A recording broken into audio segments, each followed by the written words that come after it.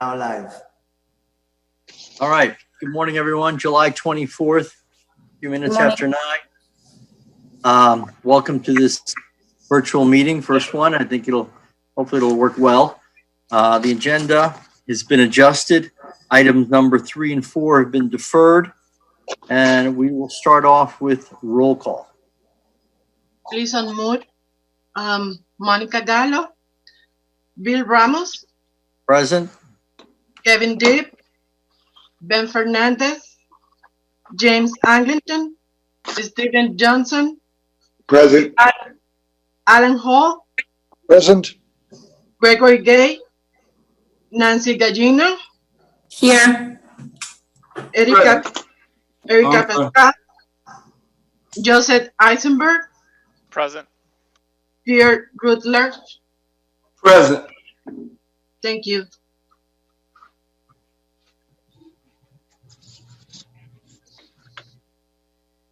Richard. Jim Angleton just arrived. Oh, yeah. Good morning, everybody. Happy Friday. And this is my COVID way of saying stay safe, everyone. Don't shave, guys. Show your solidarity. Right. You look fabulous. Well, look at you. That's a week old. Yes, sir.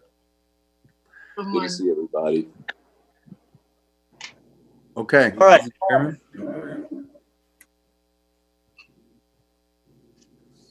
Pass it to Richard. Morning, everybody.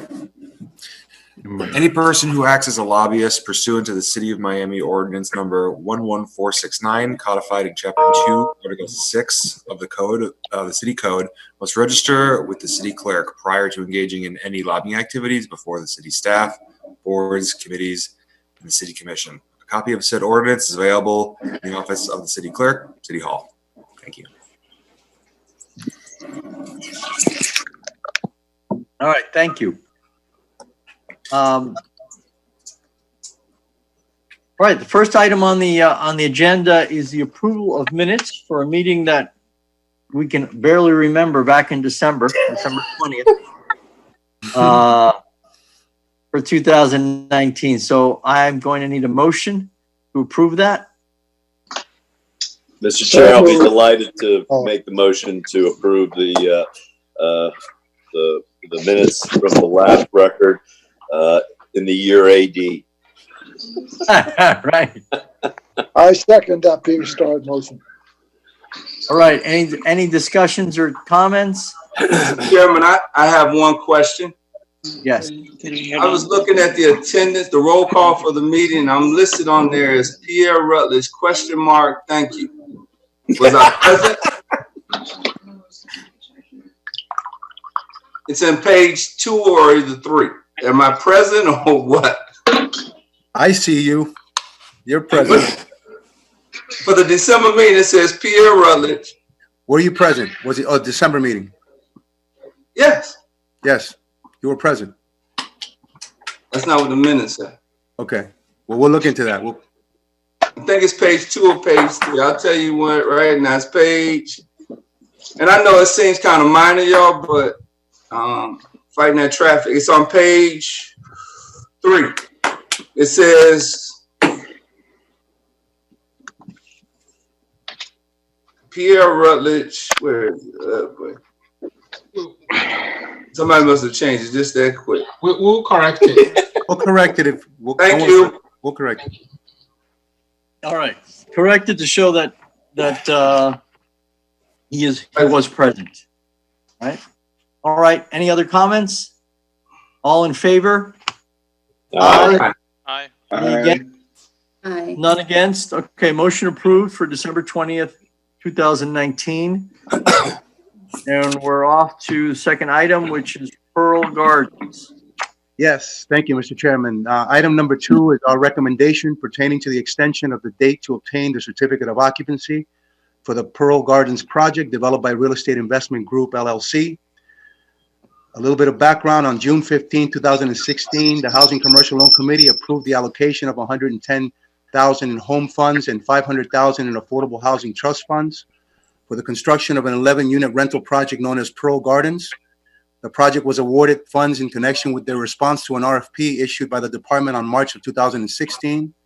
Currently, the project is 100% completed, has received its TCO, and on July 10th is in the process of occupying all the units. The project went through a year and a half of delays due to a new water main extension that had to be constructed from 36th Street to 21st Court. The project has been completed, as I said, and what our recommendation at this time is to extend the obtaining of certificate of occupancy from December 31st, 2019 to July 30th, 2020, so that the contract is current. Mr. Chairman, Go ahead, Alan. the question I have is July 30th is probably about a few days from now. And I wonder, is that enough time? Do they have their CO? They have their TCO. We have someone from the development team here to answer any questions you have, but they will be able to obtain it by July 30th. All right, then, so they're comfortable with that, and you got a week to do it. Okay, it sounds like this is done. This is an easy one. Yes. So- Okay, yeah. Motion to approve staff's recommendation. Second. All right, any other further comments? All in favor? Aye. Aye. Any against? None? Okay, let it shown motion pass for the extension of Pearl Gardens project to July 30th. Okay, the next number 3 and number 4 were deferred. Right. So we're going to number 5.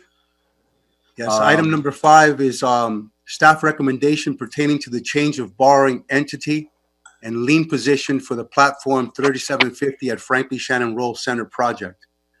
On September 27, 2019, the Housing and Commercial Loan Committee approved the allocation of $3.5 million in City of Miami GOB funds for the development of platform 3750 at Franklin Shannon Roll Center.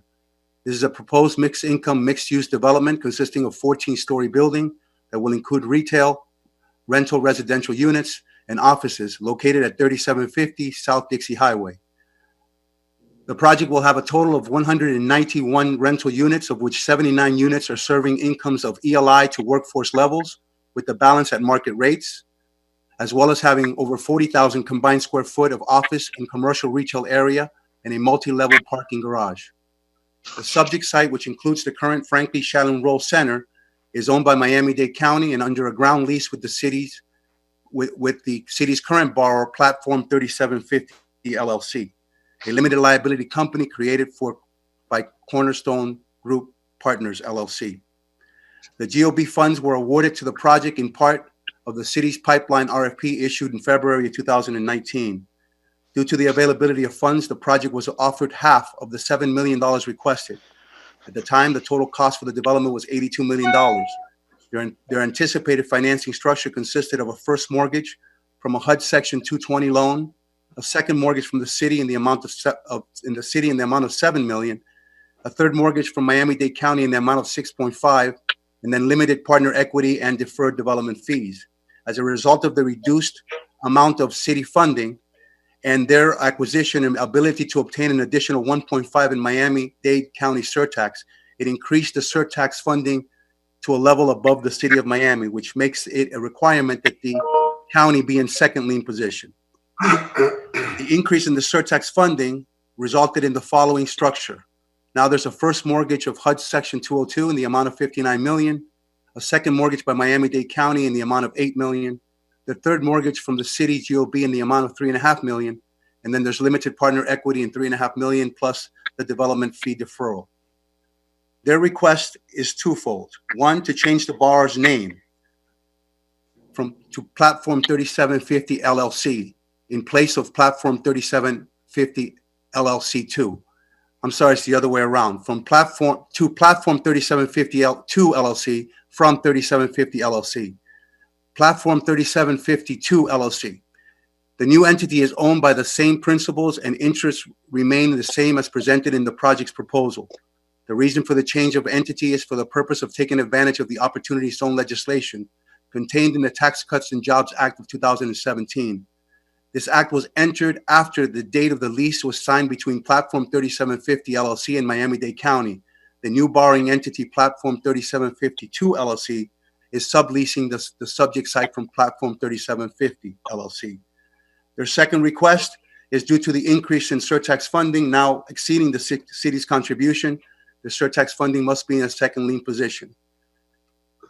The department has reviewed the requested modifications and finds that the development continues to comply with the conditions imposed by the city's RFP, as well as meets the requirements of the city's GOB funding, and recommends: 1, change the borrowing entity from Platform 3750 LLC to Platform 3752 LLC, and the city's lien position will be in a third lien position instead of a second lien position. All other terms as approved originally will remain the same. We have members of the development team here to answer any questions regarding the project. Alex, you can provide them with access now. Let me see. I don't see them as That would be attendees. Mr. Lenny Wolf and Mara Maids. Yeah, someone's raised their hand. Okay, is he allowed to talk? I got Lenny Wolf allowed to talk. And sorry, Alfredo, what was the second name? Yes, hi. I'm available if you need me. Madam May. Mara May. Mara Maids. Don't see it here unless she's had her phone number or device. Mr. Wolf is available. He's here. I'm available. All right, good morning, Mr. Wolf. Good morning. We have our committee looking at this, and thank you for being on the call.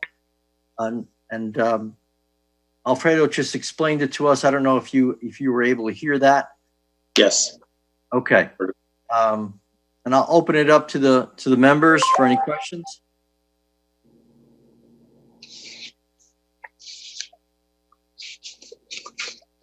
All right, I have one. Sure. And I think this question is really for Alfredo. The first thing that popped up at me, and I just was looking down all the numbers, was the development and overhead fee. It was $10 or $12 million out of an $80 million project. I wanted to understand the land acquisition fee that was $1.5 million. Was that market value? And first of all, and then the second question was, why does the fee appear out of the ordinary? Well, typically, I'll let them answer about the land acquisition. The development fee is typically anywhere from 15 to 18% of the total development cost. So, and that's their right of entrepreneurship fee. And in cases such as this, it's very common that they defer it as part of the equity in the project, and they then collect it as the project is operationalized. So that's the answer to that question. Mr. Wolf, you can address the land acquisition price. Yeah, it was. Could you repeat that, because it broke off a little bit when you asked that question? My question was the land acquisition price at market? Well, we think so. I mean, this was an RFP conducted by the county. We were one of the applicants, and that was part of our financial package to the county. So, the 1.5 million plus there's a ground rent plus there's percentage rent, et cetera. And the county deemed that equivalent to the fair market value of the property, based on what we were building there. Mr. right. Chairman, I have a question. Go ahead, Jim. Thanks. Are you willing, because of the amount of leverage and then also the level of grant and funding and all that, while you're asking our city to go into a third position, would you consider taking your fees at the very end until our debt has been repaid? We're in very trying, weird times, and it appears that this is a very fine deal. The structure of it is very generous, and so to this point, we just want to ensure while we're doing our jobs that you would be agreeable to deferring your compensations until at least the city's Miami's funds are paid. Okay. I need to interject here. The city's financing is a deferred payment loan. Therefore, it would be only repayable if they fail to meet the affordability in a 30-year period. So there is no debt service on this loan. It would be paid off in essence if they fail to do that anytime within that period of time. At the end of that time, then they could request for those funds to be forgiven. But that's the structure of this particular financing. Or it could be sold before their time, Alfredo. And so to that point, does that carry through? And so these are, these are our concerns, or at least my concern at the very least. Okay. Well, the answer is not really, no. This is a financing structure that's 100% consistent with housing transactions. If you look at any of the city loans, any of the county loans, any of the state loans made over the past 25 years, it's not, it is the rule rather than the exception. In fact, I don't even know of an exception where you would wait to start receiving some of your entrepreneurial profit until the loans are paid off. And also typically, although you need approval, these loans are assumable by a potential buyer down the road. But as Mr. Duran was saying, these are 30-year deferred loans. The county has the same position, and the state, when they make a loan, even though they're not in this particular transaction, they also have the same general lien position and repayment requirements. And Jim, if the project is ever sold, if this particular development team and ownership team sells, the city will be required to approve that, to be involved in who is going to have that transfer and who's going to manage this property and make sure that our repayment, which is the affordability restrictions and the affordability for 30 years is upkept. So this is typically the type of financing the city provides. Mr. Chairman, if I may add, I am somewhat familiar. Many years ago, I did a number of 202 loans, and they are highly regulated. So, Jim, I don't think there's very many choices.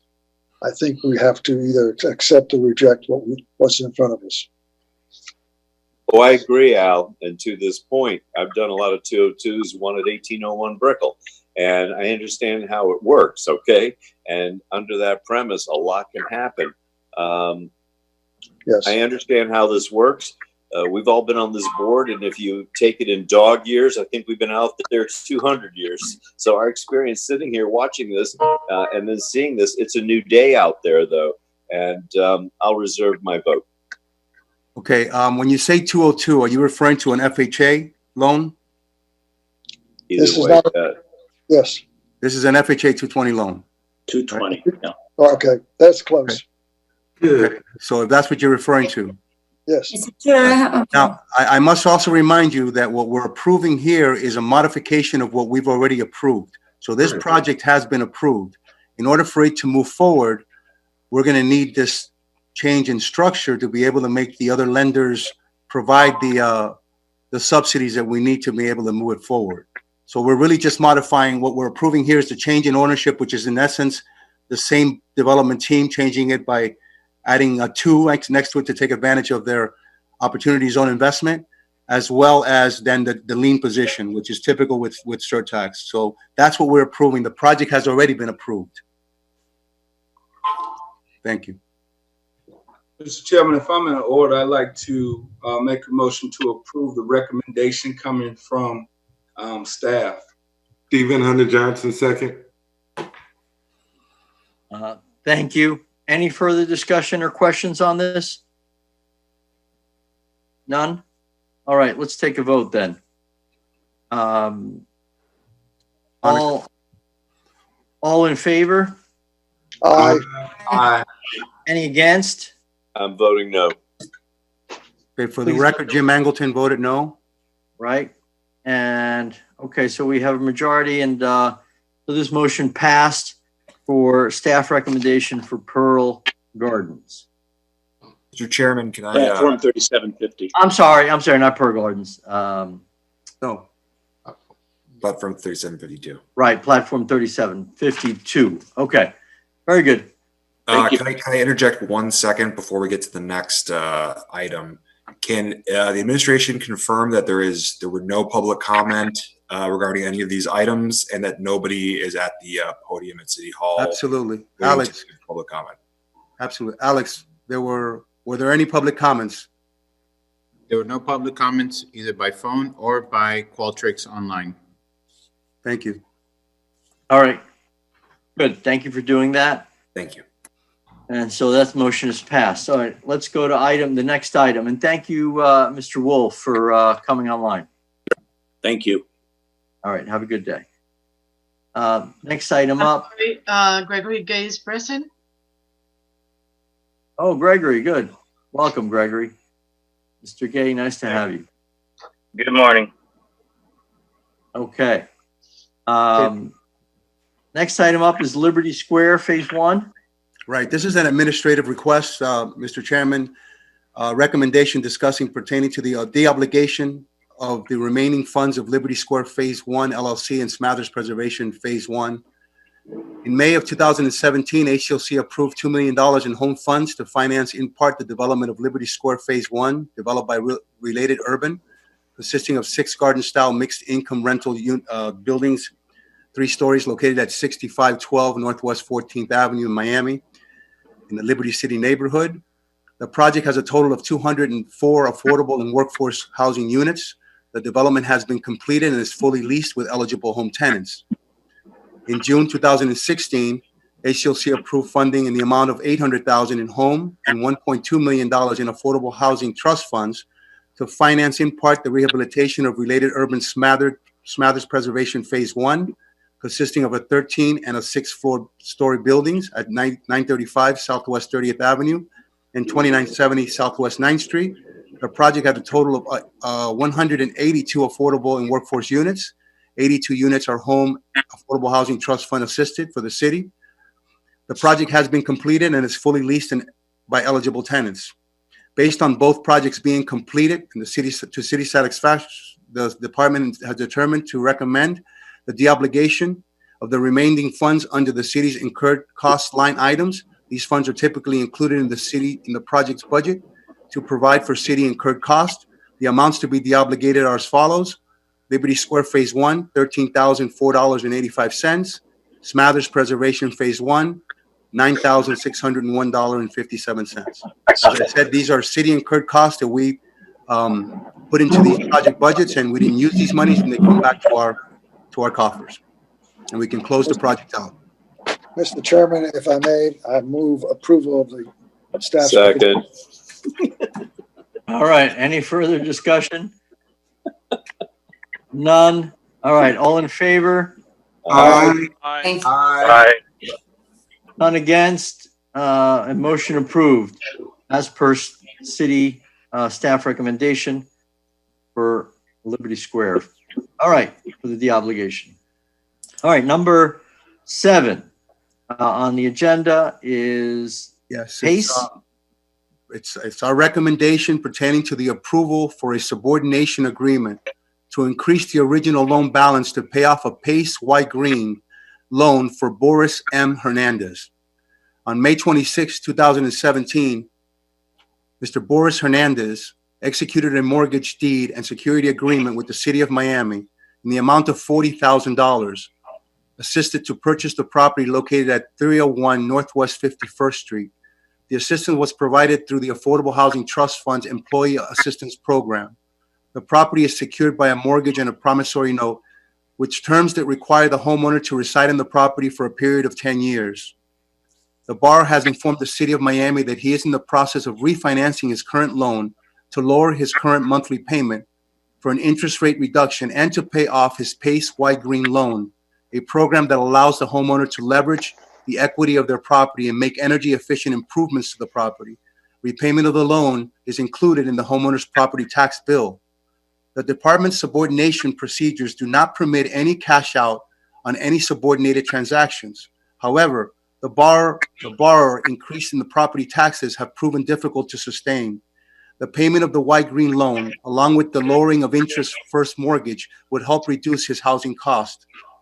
The department has reviewed the borrower's request and notes that the white green funds were used to improve the property. Administratively, the department staff does not have any authority to approve the additional cash out, as it is not allowed in the subordination procedures. Therefore, the department respectfully recommends your approval of the cash out to Mr. Hernandez, requested to subordinate the new loan not to exceed $218,000. The property is appraised at $345,000. In essence, what he's doing is just cashing out to pay the white green loan. And by virtue of the refinance, he's also reducing his interest rate, which will help him with his monthly cost. And so we're respectfully requesting that this particular subordination be allowed. Mr. Chair, I have a question. So the white green loan was used to improve the property, but that has nothing to do with the city, right? Not at all, no. Okay, it's The just city like it was, the city provided him funding to buy the house. right, and then he got a loan to change, I guess, the He windows. had a first mortgage, and he had a second mortgage from the city to buy the house. In the meantime, and then while he lived in it, he got a loan from the White Green program that is asking, that basically goes into his tax bill. So in order for him to reduce his tax bill, he's refinancing his first mortgage, increasing the first mortgage, and they're asking us to subordinate to that mortgage. And we don't allow that to an increased first mortgage unless we ask you to allow it. And in this case, we're recommending that you do. Mr. Hernandez is here if you want to ask him any questions. Have you, has the city checked if those funds were actually Yes. used for the purpose that they For the were- rehabilitation, yes. Yeah, Yes. okay. Yeah, and if I could add something to it, the White Green program is like a, I don't know what it's federal or state program, local State. program. So it's regulated, and therefore you cannot use it for any other purpose than for energy efficiency. So which means that would probably be windows or energy efficient ACs and things like that. That's the only thing allowed under it. And the only reason why we're allowing this is that for the purpose of the fact that the government allows this to happen, and it went to improve the energy efficiency of that particular building. So we are allowing it to be done. Otherwise, normally we wouldn't have allowed it. I get it, thank you. Mr. Chairman, may I ask a question? Does he still have the 10-year residency requirement? Yes, the occupancy requirement, yes. Mr. Chairman, I'd like to ask a question. How long has this gentleman been an employee of the city? Mr. Hernandez, can we open up the, Alex asks. Okay. Yes, I assume because he's logged in twice. That's All right, why there he is. I asked which one. Mr. Hernandez, you're muted. Okay, can you hear me? Yes. I have been Yes. employed with the city for 5 years, since June 2015.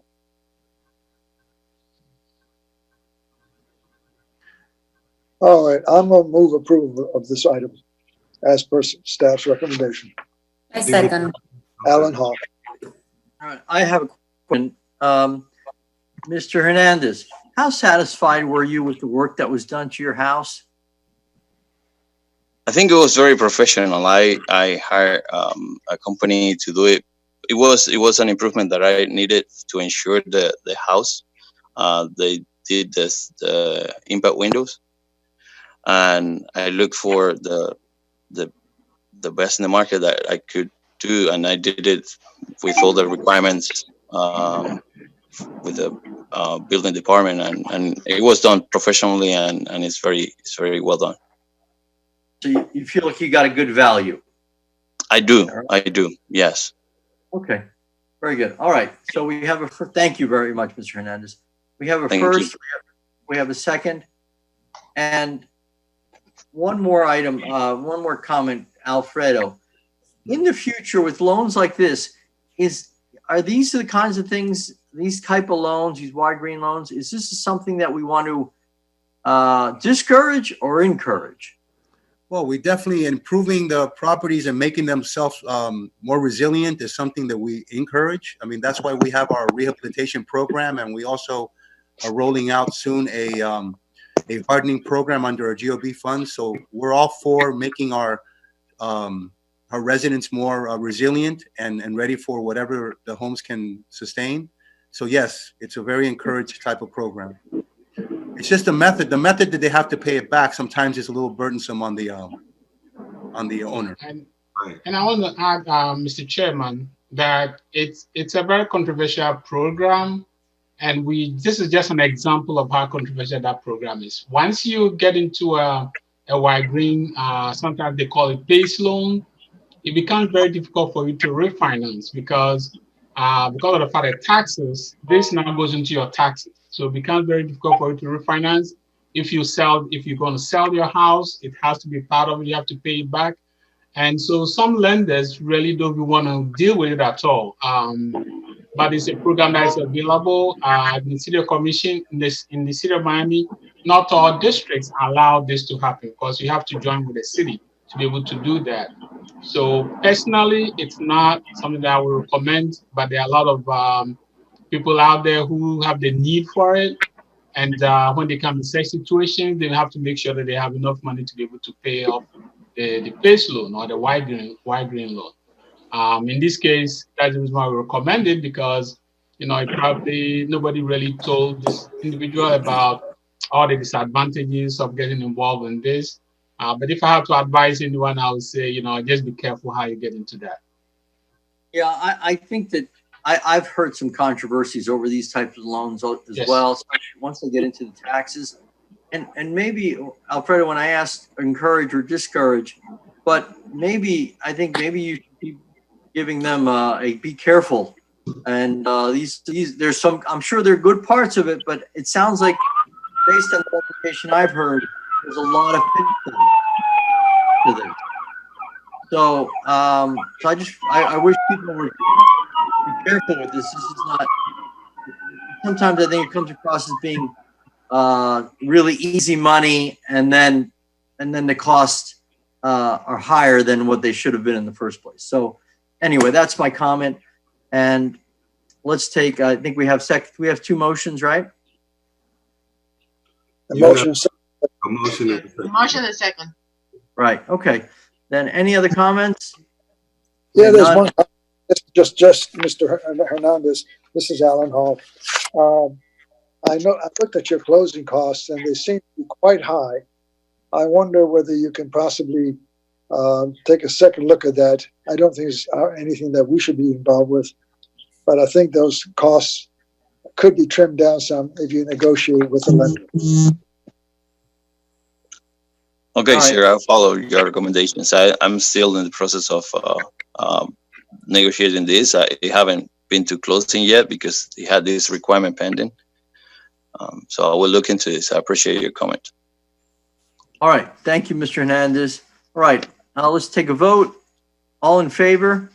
Aye. Aye. Okay. Aye. Any against? Yes, I'm voting against. Okay. Jim Angleton against. And all right. So this motion is passed as per staff recommendation. Good luck, Mr. Hernandez. Thank you, sir. All right. Next item up is item number 8. Right. Item number 8, which is Latin Mission Ministries. Right. The item number 8 is a recommendation for city consent of a mortgage and security agreement between Latin Missions Ministries, Inc. and Miami-Dade County for the property located at 1123 Chrome Terrace in Homestead, Florida. On April 12, 2012, HCLC approved funding in the amount of $978,800 in HOPWA funds for the acquisition and development of 2 new life apartments located at 1123 Chrome Terrace in Homestead. New life apartments consist of 4 one-story buildings for a total of 12 dwelling units, providing rental housing for eligible HOPWA tenants having incomes of no greater than 65% of area median income. The property is fully occupied and in compliance with the HOPWA program. On April 23, 2020, Latin Missions Ministry submitted a request to the City of Miami for the consent and subordination to a Miami-Dade County loan in the amount of $100,000. The project applied and received CDBG funding from Miami-Dade County. These proceeds will be used for the fence installation, resurfacing the parking, and installation of security cameras. The Department of Housing and Community Development has reviewed the project's request and recommends the consent and to agree to a subordinated loan from Miami-Dade County in the amount of $100,000 to provide funding for those purposes. Call from Miami FL. Someone mute, if they can mute their line. I'm the guilty one, but I can't. But I'm hoping my wife will pick it up. Okay, Sorry, all right. Mr. Chairman. I did not have a full package on this, and I'd like to ask one fundamental question for me. How long are you committed, is the borrower committed to keep this property for the purposes that is being presented here? What's the period of? Typically is 30 years. Okay. Mr. Chairman, I have a question. Please go ahead. So I want to understand clearly, the $100,000 came from Miami-Dade County. so they are asking for the money, or they already been approved for the money and they are asking for a subordination of the loan? Right, they're getting an additional $100,000 from the county. Right, that's We from the have a county. mortgage in place right now, right, from the county, and that's to make improvements to the property. They're asking us to allow the subordination, in other words, for the county to provide that loan. It'll be subordinate to us. It'll be It will inferior. be subordinate. Okay, so the 100 would be subordinate to our. Our loan documents require the city's prior approval when you get any additional financing to the project. So this Oh, I is what we're see. asking for. Oh, okay. All right. Mr. Chairman, I have no problem with that, with this application. I'm going to move approval. Does this Second. happen often? Alfredo, it happen often? It's happened sometimes it has happened. It's not often. It's not regular that we get. Do we have, do we have an appraisal of the property or quotes for where they're gonna spend the money, or no? Or we're not asking for that because it was Miami-Dade's So, loan? There is a use of funds that was established. right, it's Yeah, well, actually they say, sorry. security to the property, which would be cameras, repaving, and fencing. Right, but do we have a quote for, $100,000 for all those three things? Maybe expensive, I mean, Can we open the line for Ms. Gomez?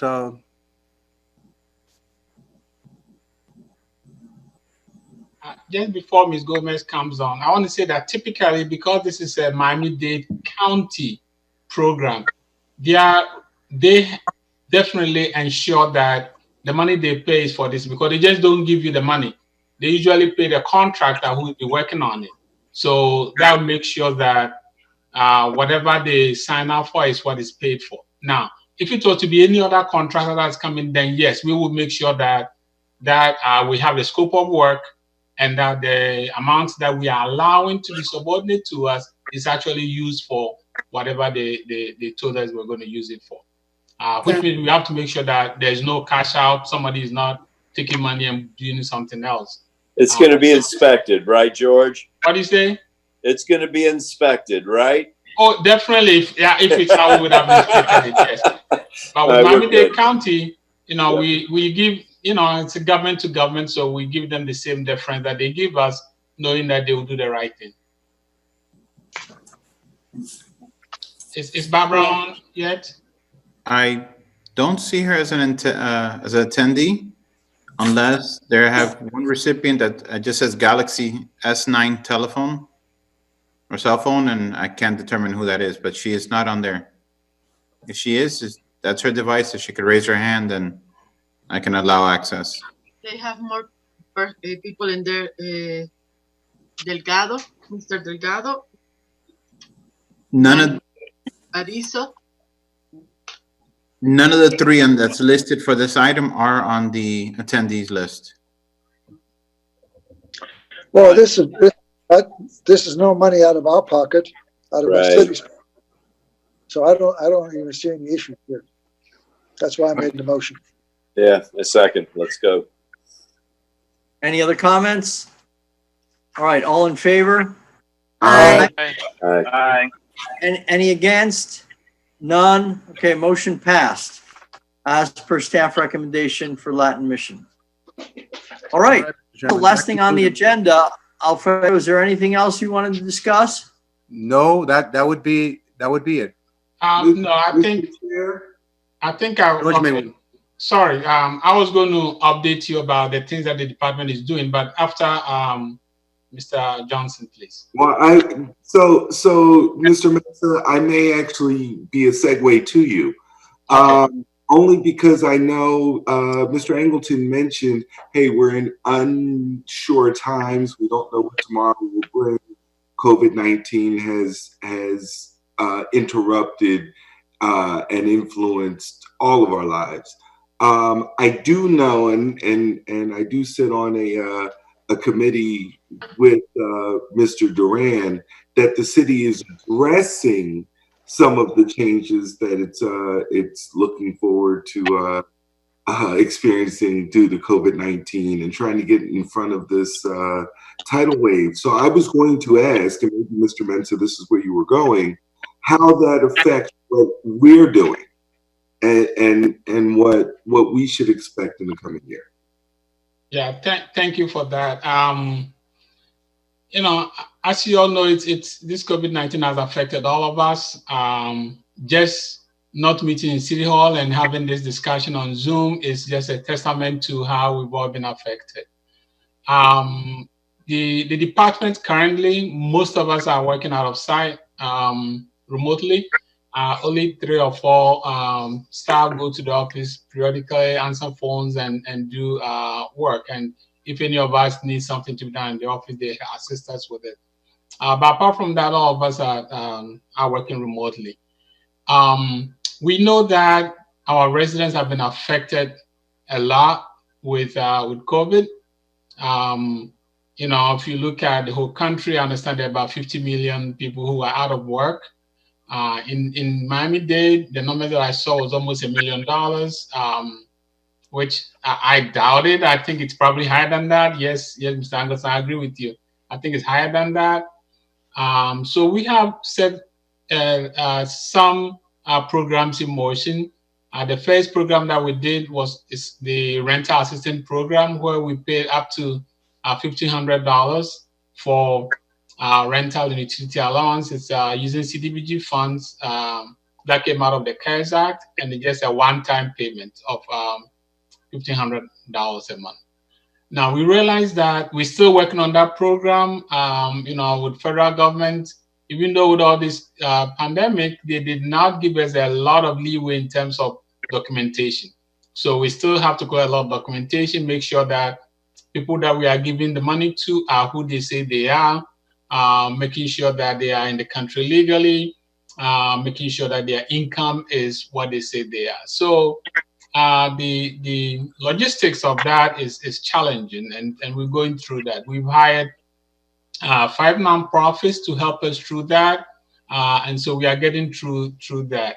But we also know that the businesses, and Mr. Johnson, probably you know about the business program. We thought that the business was also affected, so we had 2 programs that we provided $20,000 to small businesses up to 20 employees, and they have to make sure that the expenses are not covered by PPP if they did receive PPP. So we pay expenses outside what PPP covered. And we're in the process of executing agreements now to be able to make payments to them.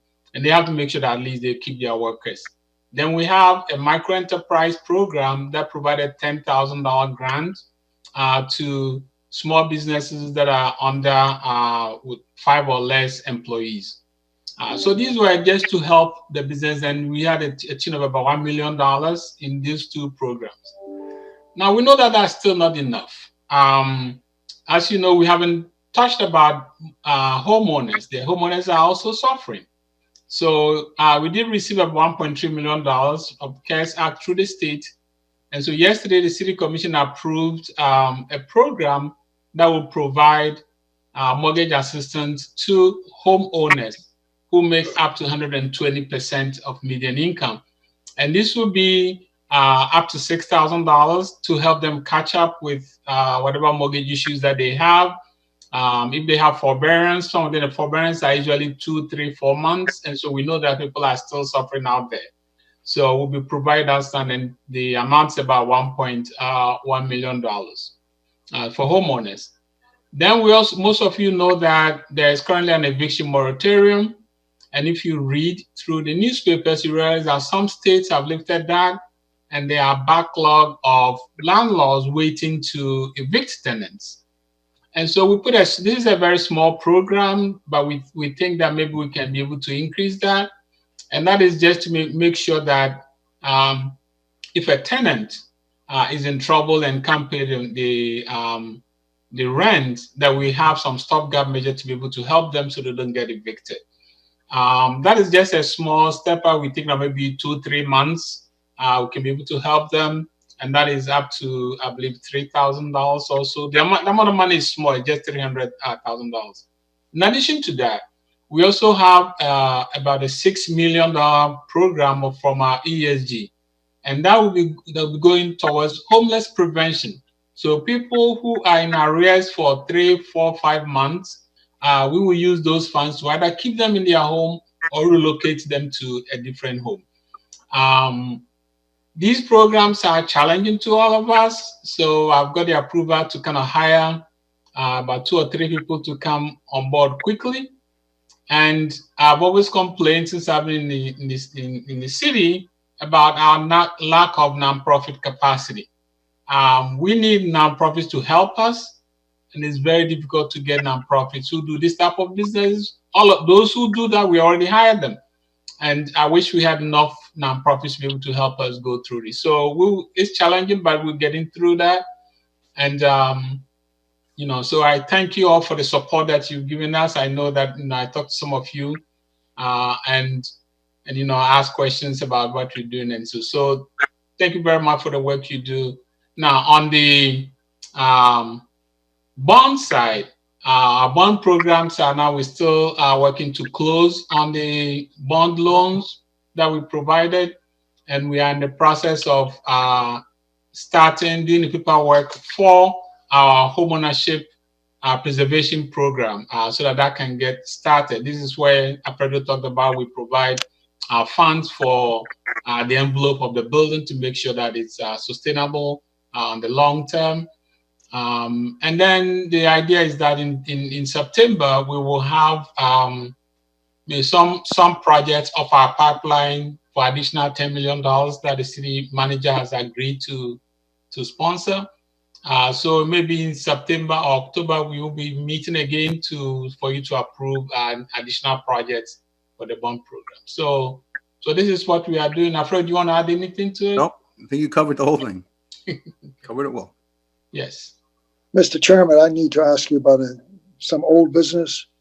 Can we get a quick update on what's happened with Barcelona? I think there was supposed to be a meeting with the county commissioner. What happened? Yes, we did meet with the county and laid out a request for assistance. The main issue that they're having right now is how funding for the temporary relocation. Unfortunately, the county has not been able to provide any funding. So we're working with them now to deal with the homeowners individually, one by one, and start to deal with those that can temporarily move.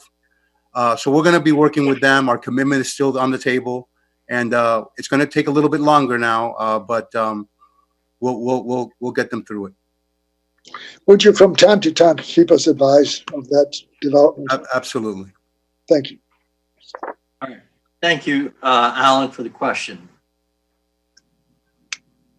Anything else? Yeah, I'd like to say one thing. This is really nice being able to do this during the circumstances.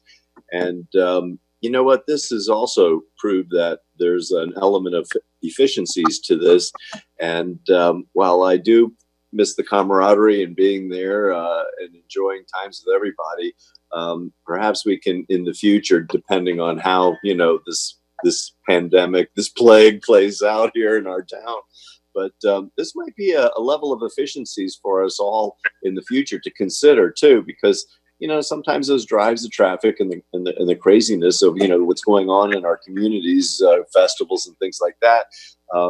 This is something that I really enjoyed today. I think it was very efficient for the city and for everyone else, and this might be a model for the future too. Yeah, clearly it'll be the way that business is going to be run in the future. It's going to change a lot of processes. And It's gonna save us But a I lot still of, want lot of gas. to, 1 minute. I still want to keep my parking permit.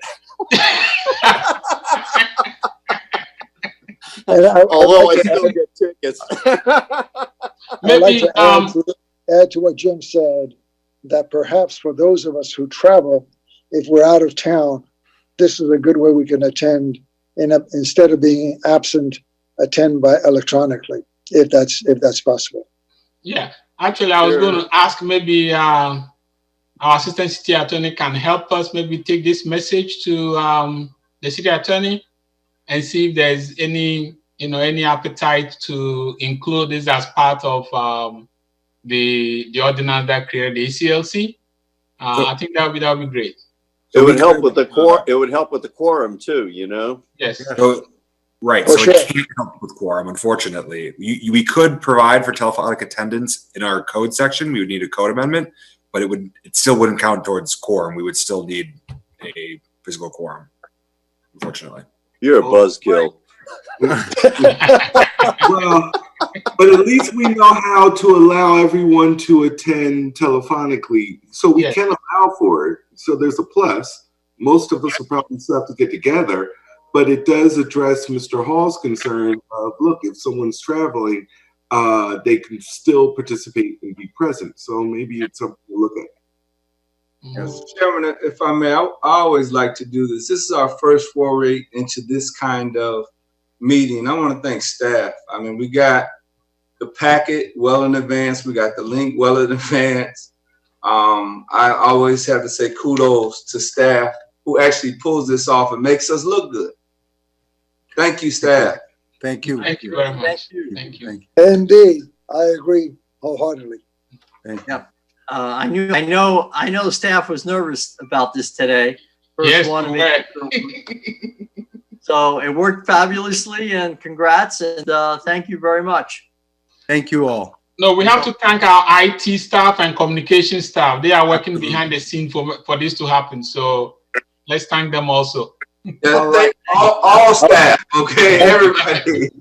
Thanks, everybody. All right. One follow up on mine.